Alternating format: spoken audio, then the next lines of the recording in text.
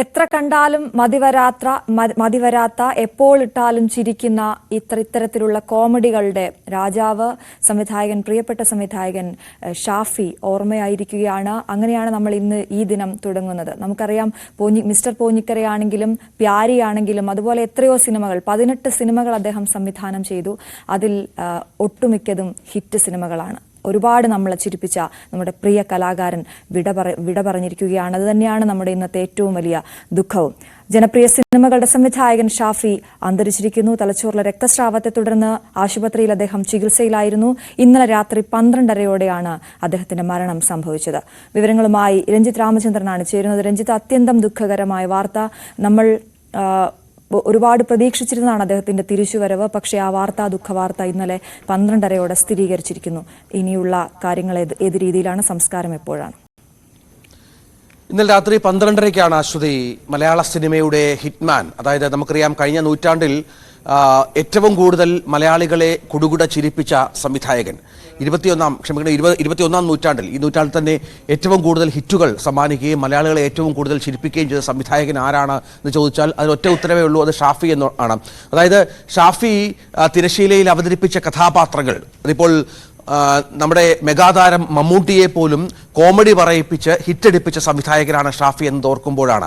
Mammootty comedy പറയുന്നത് വളരെ ചുരുക്കം സിനിമകളിലാണ്. അതും കോമഡി പറയുന്ന സിനിമകൾ വൻ ഹിറ്റുകളായതും വളരെ ചുരുക്കം സിനിമകളാണ്. മമ്മൂട്ടിയുടെ മായാവി എന്ന സിനിമ എത്ര നാൾ തിയേറ്ററുകളിൽ നിറഞ്ഞോടി എന്നുള്ളത് ഇപ്പോഴും, ഒപ്പം ടെലിവിഷനിൽ റിപ്പീറ്റ് വാല്യൂ ഉള്ള ഒരു വളരെ പ്രധാനപ്പെട്ട ഒരു സിനിമ കൂടിയാണ് മായാവി എന്നുള്ളതാണ്. ഒപ്പമാണ് ദിലീപിനെ പോലെയുള്ള താരങ്ങൾക്കൊപ്പം 2014 വരെ അദ്ദേഹം സംവിധാനം ചെയ്ത എല്ലാ സിനിമകളും സൂപ്പർ ഡ്യൂപ്പർ ഹിറ്റുകളായിരുന്നു. ഒരേ സമയം അദ്ദേഹത്തിന്റെ 3 സിനിമകൾ വരെ തിയേറ്ററിൽ ഹിറ്റുകളായി ഓടിയ ചരിത്രം കൂടി ഷാഫിക്ക് ഇതിനോട് ചേർത്ത് വെക്കാനുണ്ട്. അങ്ങനെ എല്ലാ തരത്തിലും ഷാഫി എന്ന സംവിധായകൻ മലയാള സിനിമയിൽ അടയാളപ്പെടുത്തിയ ഒരു കലാകാരൻ തന്നെയായിരുന്നു എന്നുള്ള ഏറ്റവും പ്രധാനപ്പെട്ട വിവരമാണ്. അദ്ദേഹത്തിന്റെ അവസാന സമയത്തൊക്കെ കഴിഞ്ഞ 7 ദിവസമായി അദ്ദേഹത്തിന്റെ ജീവനും മരണവുമായി മല്ലിട്ടുകൊണ്ടിരിക്കുന്ന ഒരു മനുഷ്യൻ എന്ന തരത്തിലാണ് പുറത്ത് വാർത്തകൾ വന്നത്. സിനിമാക്കാരെല്ലാം, സിനിമയിലെ പ്രധാനപ്പെട്ട ആളുകളൊക്കെ അവിടെ ആശുപത്രിയിൽ ഉണ്ടായിരുന്നു. കഴിഞ്ഞ ദിവസം ബി ഉണ്ണികൃഷ്ണന്റെ ഒരു അപ്ഡേറ്റ് ആണ് ഇതുമായി ബന്ധപ്പെട്ട് ഏറ്റവും ഒടുവിൽ വന്നിരുന്നത്. അദ്ദേഹം പറഞ്ഞത്, മിനിഞ്ഞാന്ന് രാത്രി അദ്ദേഹം പറഞ്ഞിരുന്നത് അതീവ ഗുരുതരാവസ്ഥയിൽ ഷാഫി തുടരുകയാണ് എന്നുള്ളത് തന്നെയാണ്.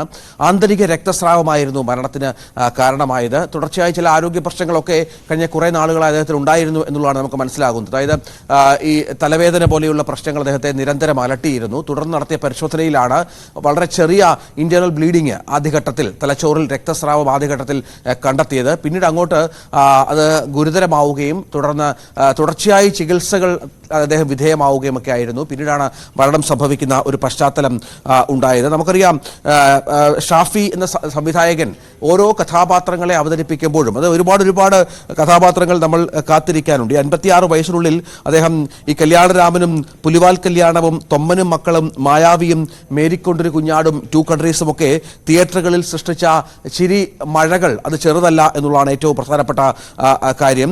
ചിരിപ്പിച്ചും ചിന്തിപ്പിച്ചും കഥ പറയാനും പ്രേക്ഷകരുടെ ഇഷ്ടം നേടിയെടുക്കാനും ഒക്കെ ഷാഫിയുടെ ടച്ച്, അത് ഷാഫി എന്ന സംവിധായകന്റെ പേര് തിയേറ്ററുകളിൽ എഴുതി കാണിക്കുമ്പോൾ തന്നെ വലിയ തരത്തിലുള്ള കയ്യടികൾ ഉയർന്ന പശ്ചാത്തലമൊക്കെ ഉണ്ടായിരുന്നു.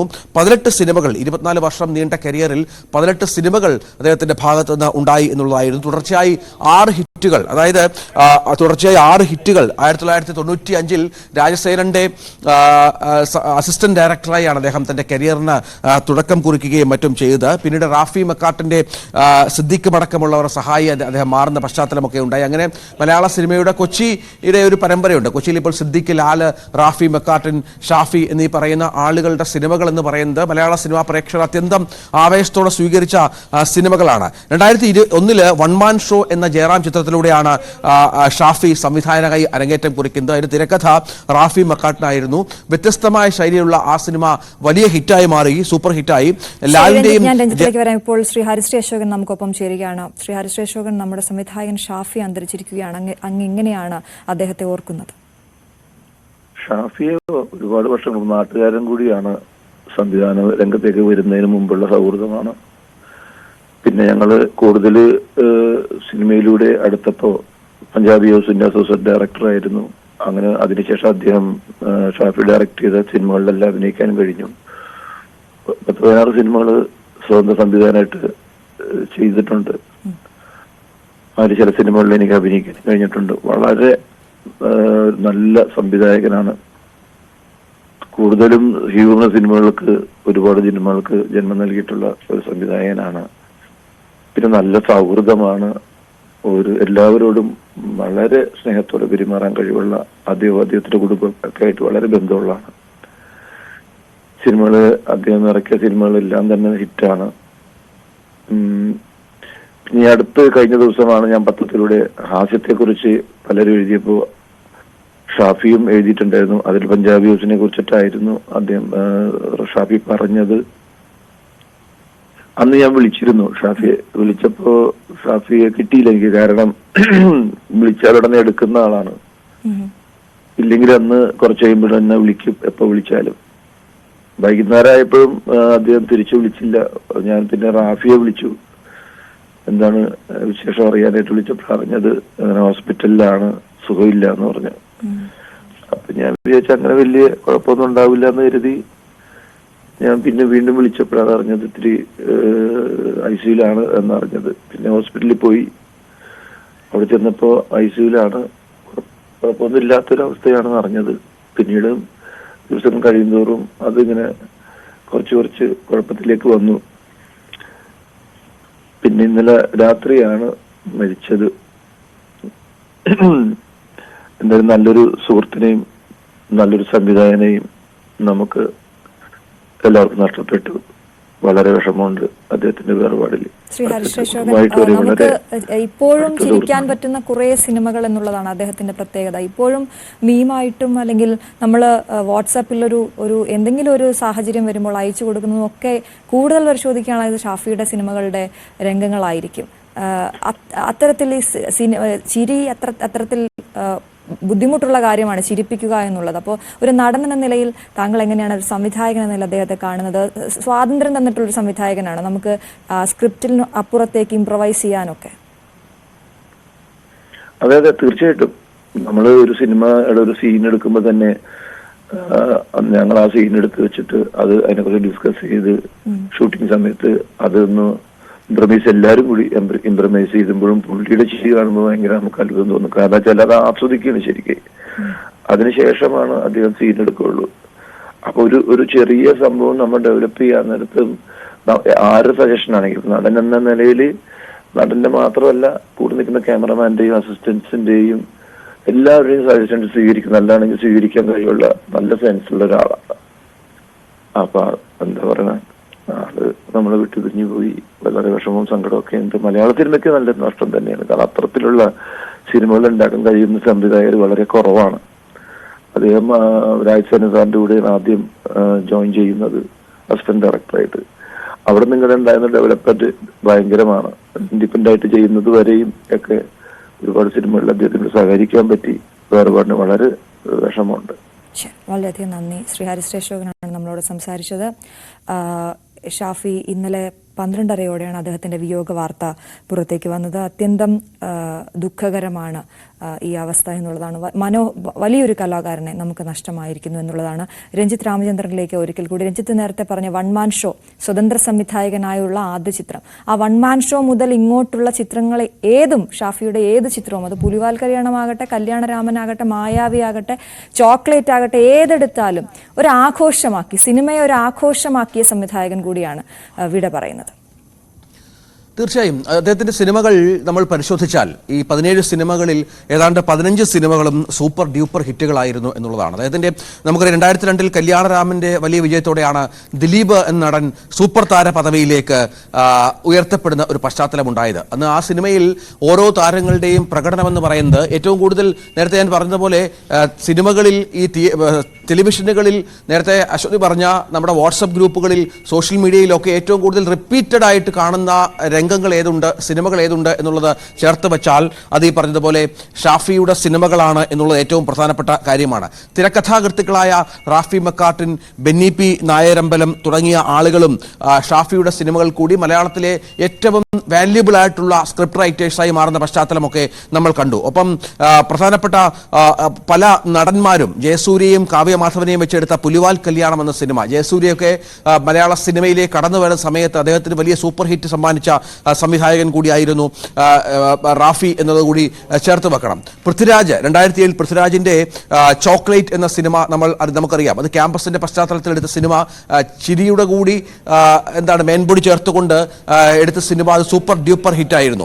തൊമ്മനും മക്കളും എന്ന സിനിമയിൽ മമ്മൂട്ടിയും രാജൻ ബി ദേവും ലാലും അടങ്ങുന്ന സംഘത്തെ ചിരിയുടെ വലിയ മഴ തീർത്തുകൊണ്ട് സിനിമ ആ തിയേറ്ററിൽ സൂപ്പർ ഹിറ്റായത് നമ്മൾ കണ്ടു. അത് ഈ തൊമ്മനും മക്കളും എന്ന സിനിമ വിക്രമനെ നായകനാക്കി മജ എന്ന പേരിൽ തമിഴിലേക്കും റിലീസ് ചെയ്തിരുന്നു. അതവിടെ ഒരു ആവറേജ് ഹിറ്റായ ഒരു സിനിമയായിരുന്നു. പിന്നീട് ദിലീപും ബിജുമേനോനും തകർത്തഭിനയിച്ച മേരിക്കുണ്ടൊരു കുഞ്ഞാട്, അതിൽ ദിലീപിന് വ്യത്യസ്തമായ, ബിജുമേനോന് വ്യത്യസ്തമായ കഥാപാത്രത്തെ നൽകി അവരെയും മലയാള സിനിമയുടെ ഭാഗമാക്കി ചേർത്ത് നിർത്തി മലയാള സിനിമയുടെ അവിഭാജ്യ ഘടകമാക്കി നിർത്തുന്നതിൽ വളരെ പ്രധാനപ്പെട്ട ഒരു സിനിമയായിരുന്നു. ഏറ്റവും ഒടുവിൽ 2015 അദ്ദേഹത്തെ 2 കൺട്രീസ് എന്ന സിനിമ മലയാള സിനിമയിൽ 50 കോടി കടന്ന സിനിമകളിൽ എഴുതപ്പെട്ട ഒരു പേരാണ് 2 കൺട്രീസ്. ദിലീപിന്റെ ഏറ്റവും വലിയ സൂപ്പർ ഡ്യൂപ്പർ ഹിറ്റ്, അതായത് പണം വാരി ചിത്രം എന്ന് പറയുന്ന സിനിമയായി 2 കൺട്രീസ് അവരോധിക്കപ്പെടുകയുണ്ടായി. അതിന്റെ പ്രമേയമൊക്കെ വളരെ മലയാളിയൊക്കെ ഒരുപാട് ചർച്ച ചെയ്ത വളരെ പ്രധാനപ്പെട്ട പ്രമേയമാണ്. പക്ഷെ അതിനുശേഷം അദ്ദേഹത്തിന് ഈ സൂപ്പർ ഹിറ്റുകൾ ആവർത്തിക്കാനായില്ല എന്നൊരു പ്രശ്നം കൂടിയുണ്ട്. ഈ പിന്നീടുള്ള 7-8 വർഷം അദ്ദേഹം എടുത്തത് 4 സിനിമകൾ മാത്രമാണ്. അതിൽ ഷെർലക് ഹോംസ്, ഒരു പഴയ ബോംബ് കഥ, ചിൽഡ്രൻസ് പാർക്ക് തുടങ്ങിയ സിനിമകൾ ആവറേജിലും താഴെയായിരുന്നു എന്നുള്ളത് വളരെ പ്രധാനപ്പെട്ട ഒരു കാര്യമാണ്. ഏറ്റവും ഒടുവിൽ 2022 പുറത്തിറങ്ങിയ ആനന്ദം പരമാനന്ദം എന്ന ഷറഫുദ്ദീൻ നായകനായ സിനിമയായിരുന്നു. രഞ്ജിത്തിലേക്ക് വരുമ്പോൾ സംവിധായകൻ ശ്രീ രാജസേനൻ നമുക്കൊപ്പം ചേരുകയാണ്. ശ്രീ രാജസേനൻ, അത്യന്തം വിഷമകരമായ ഘട്ടത്തിലൂടെ നമ്മൾ കടന്നു പോകുന്നു. ഷാഫിയുടെ വിയോഗം താങ്കൾ എങ്ങനെ കാണും? ആദ്യത്തെ കൺമണി എന്ന സിനിമയിലാണ് എന്നോടൊപ്പം ഷാഫി സംവിധാനം പഠിക്കാനായിട്ട് വരുന്നത്. അതിന്റെ തിരക്കഥ ചെയ്തിരുന്നത് റാഫി മക്കാട്ടിനായിരുന്നല്ലോ. അപ്പൊ റാഫിയുടെ സഹോദരനാണ് ഷാഫി. തുടക്കത്തിൽ തന്നെ എനിക്കും ജയറാമിനും അതിൽ വർക്ക് ചെയ്ത മറ്റ് ആർട്ടിസ്റ്റുകൾക്കും ഒക്കെ ഷാഫി ഒരു നല്ല സംവിധായകനായി മാറും എന്ന് ഉറപ്പുണ്ടായിരുന്നു. കാരണം അത്രയും സ്മാർട്ടായിരുന്നു. ആദ്യത്തെ കൺമണിയിലായാലും പിന്നീട് എന്നോടൊപ്പം വർക്ക് ചെയ്ത സിനിമകളിലായാലും പുള്ളിയുടെ ഒരു രീതി. ഏറ്റവും എടുത്ത് പറയേണ്ടതെന്ന് പറഞ്ഞാൽ ഷാഫിയുടെ ഒരു ഗുരുഭക്തിയാണ്. ഈ കാലഘട്ടത്തിൽ കാണാൻ സാധിക്കാത്ത ഒരു ഗുരുഭക്തി. ഞാൻ എന്റെ അനുജനെ പോലെയോ കൂട്ടുകാരനെ പോലെയൊക്കെയാണ് കണ്ടിരുന്നത്. പക്ഷെ തിരിച്ച് അങ്ങനെയൊന്നും അല്ല. എല്ലാ സിനിമയുടെയും പൂജയുടെ 2 ദിവസം മുമ്പ് എന്നെ വിളിക്കും, പൂജ അറ്റൻഡ് ചെയ്യണമെന്ന് പറയും. ചില സിനിമകളുടെ പൂജയ്ക്ക് പോയിട്ടുണ്ട്. കാലിൽ തൊട്ട് നമസ്കരിച്ചിട്ട് എഴുന്നേൽക്കുന്ന സമയത്ത് കണ്ണ് നിറഞ്ഞിരിക്കുന്നതാണ്. അത്ര മര്യാദയും സ്നേഹവും വേണ്ടപ്പെട്ടവരെ ബഹുമാനിക്കുകയൊക്കെ ചെയ്യുന്ന ഒരു നല്ല കലാകാരനും മികച്ചൊരു സംവിധായകനുമായിരുന്നു ഷാഫി. എന്താണ് സംഭവിക്കുന്നതെന്ന് നമുക്ക് മനസ്സിലാവുന്നില്ല. ദൈവം ചിലപ്പോ ചില കാര്യങ്ങളിൽ ക്രൂരനായി മാറുമെന്ന് നമുക്ക് തോന്നാറുണ്ട്. ഞാൻ കണ്ടിരുന്നു കഴിഞ്ഞ ദിവസങ്ങളിലെല്ലാം ആസ്റ്റർ ഹോസ്പിറ്റലില്. എനിക്കത് ആ മുഖം എനിക്ക് ഓർക്കാൻ ഇഷ്ടമല്ല. എപ്പോഴും ചിരിച്ചൊരു മുഖമുണ്ട് ഷാഫിക്ക്.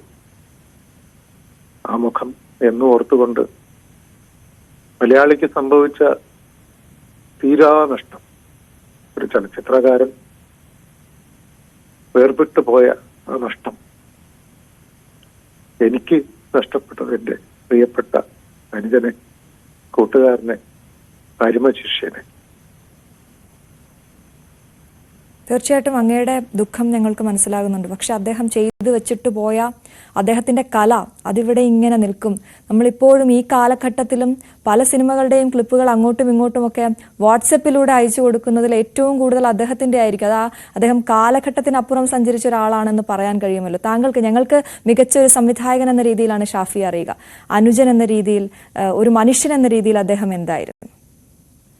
അതാണ് ഞാൻ പറഞ്ഞത്. എന്നെ പൂർണ്ണനായ ഒരു ഗുരുവായിട്ട് അദ്ദേഹം കാണുമ്പോൾ ഞാൻ കണ്ടിരുന്നത് എന്റെ റാഫിയുടെ, ഇപ്പൊ തന്നെ എന്റെ റാഫി എന്ന് പറഞ്ഞാൽ റാഫി എനിക്ക് സഹോദരൻ തന്നെയാണ്.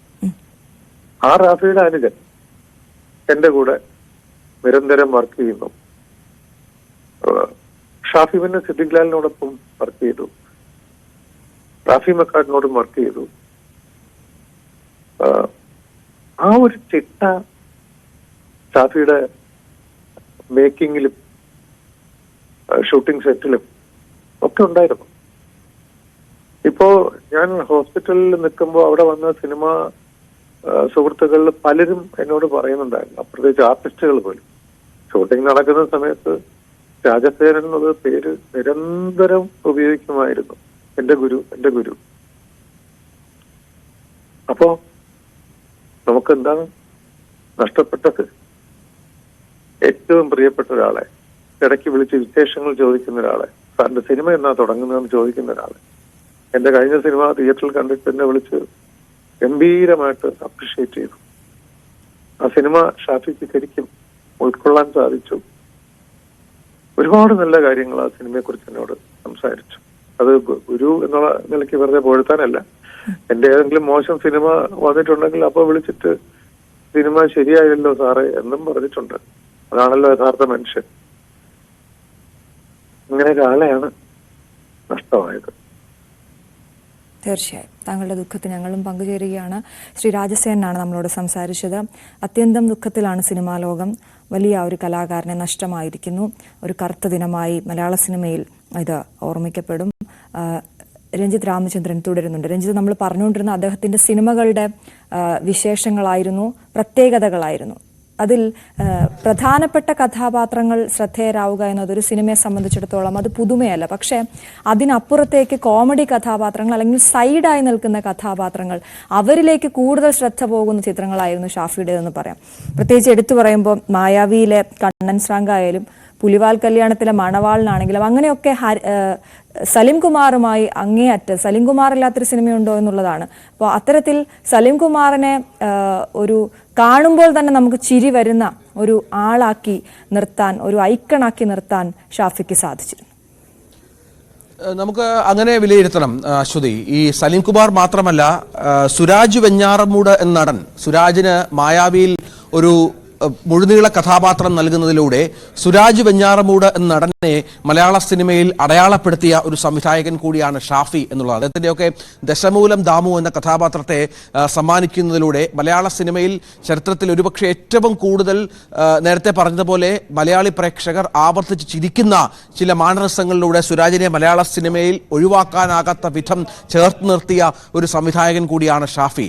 സലിം കുമാറിൻ്റെ അദ്ദേഹവുമായി ബന്ധപ്പെട്ടുണ്ടായിരുന്ന നിരവധി കഥാപാത്രങ്ങൾ നമ്മൾ കണ്ട് ചിരിച്ച് തലകുത്തി മറിഞ്ഞ പശ്ചാത്തലമൊക്കെ ഒരു ഘട്ടത്തിലുണ്ടായിരുന്നു. മലയാള സിനിമയുടെ ചിരിയുടെ വസന്തകാലമായിരുന്നു 2000 മുതൽ 2010 വരെയുള്ള സമയത്ത്. അന്ന് ഇറങ്ങിയ ഒട്ടുമിക്ക സൂപ്പർ ഹിറ്റ് സിനിമകളുടെ പിറകിലും ഷാഫിയും റാഫി മക്കാട്ടിനും അടക്കമുള്ള ആളുകളായിരുന്നു എന്നുകൂടി ചേർത്ത് വായിക്കണം. മായാവിയിൽ ഞാൻ നേരത്തെ പറഞ്ഞ സുരാജിൻ്റെ കഥാപാത്രം ആദ്യാവസാനം വരെ ഉണ്ടായിരുന്ന ഒരു പശ്ചാത്തലം ഉണ്ട്. സോഷ്യൽ മീഡിയയിലും മറ്റും ദശമൂലം ദാമുവിൻ്റെ സജീവ സാന്നിധ്യം ഇപ്പോഴുമുള്ള പശ്ചാത്തലമുണ്ട്. ഒപ്പം മണവാളനും രമണനും ഒക്കെ നമുക്കറിയാം. അതിനുശേഷം ഏറ്റവും കൂടുതൽ മലയാളി ആഘോഷിച്ച ഒരു കഥാപാത്രം കൂടിയാണ് ദശമൂലം ദാമു എന്നുകൂടി ചേർത്ത് വെക്കണം. ഒപ്പം ഈ കോമഡി അല്ലാതെ ഈ ടു കൺട്രീസ് എന്ന സിനിമ നമ്മൾ കണ്ട് ചിരിച്ച് തലകുത്തി മറിഞ്ഞാണ്. അതിലൊക്കെ അജു വർഗീസിനെയൊക്കെ അവതരിപ്പിച്ചിരിക്കുന്ന രീതി കോമഡിയുടെ ഏതാണ്ട് പരകോടിയിലുള്ള സിനിമകൾ ഒന്നാണ് ടു കൺട്രീസ് എന്ന് പറയുന്നത്. അതും ഏറ്റവും കൂടുതൽ മലയാളി ചിരിച്ചു പറഞ്ഞ ഒരു സിനിമയാണ് എന്നുള്ളതാണ്. 10 മിനിറ്റ് കൊണ്ട് കഥ കേട്ട് ദിലീപ് ഇഷ്ടപ്പെട്ട ഒരു സിനിമ കൂടിയാണ് ടു കൺട്രീസ് എന്ന് കൂടി ചേർത്ത് വെക്കണം. ഇതിൻ്റെയൊക്കെ രണ്ടാം ഭാഗം 3 കൺട്രീസ് എന്ന് പറഞ്ഞു രണ്ടാം ഭാഗം അദ്ദേഹം പ്ലാൻ ചെയ്യുന്നുണ്ടായിരുന്നു.